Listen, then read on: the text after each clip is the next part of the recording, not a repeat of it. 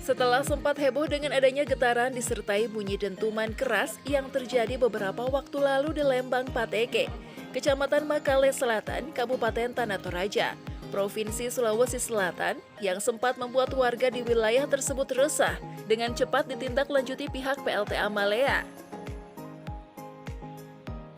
Keresahan warga dijawab pihak PLTA Malea dengan langsung mendatangkan ahli ke wilayah tersebut untuk melakukan investigasi penyebab terjadinya getaran yang disertai bunyi dentuman hingga berimbas pada kerusakan beberapa rumah warga di Lembang Pateke.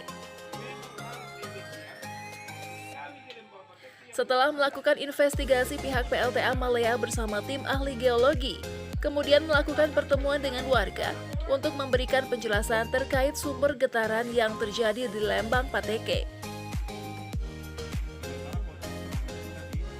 Dalam pertemuan tersebut, Ketua Tim Ahli Geologi Ardi Arsyad menjelaskan bahwa dari hasil investigasi terjadinya getaran dan suara hingga menyebabkan kerusakan sejumlah rumah warga bukan karena aktivitas PT Malea, melainkan terjadi alamiah karena distribusi gempa bumi.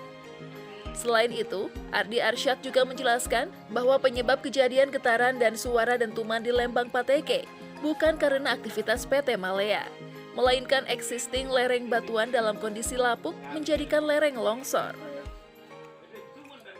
Yang terjadi di Lembang Pateke, setelah kami melakukan studi, pengukuran seismik, kemudian survei geoteknik dan geologi, jadi memang kita lihat lokasi Lembang Pateke itu berada di daerah sesar.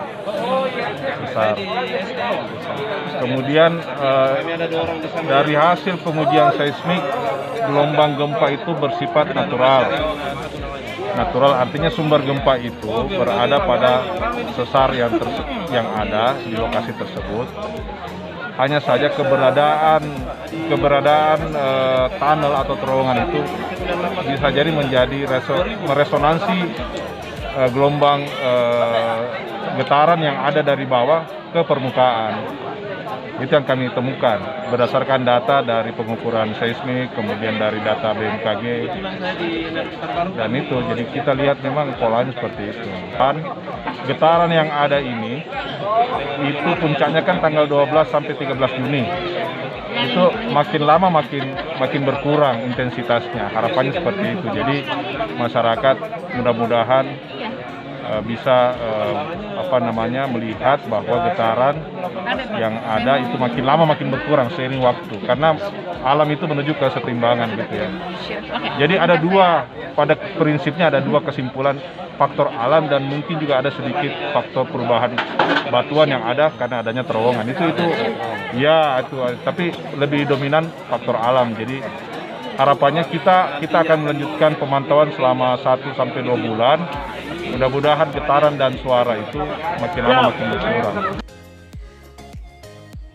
Sementara Wakil Bupati Tanah Toraja, Dr. Zadrak Tombek, dalam sambutannya mengatakan, hadirnya PT Malea Energi Hydropower sejatinya mensejahterakan masyarakat dan memberikan kontribusi dalam pembangunan di Tanah Toraja, terutama di sekitar perusahaan.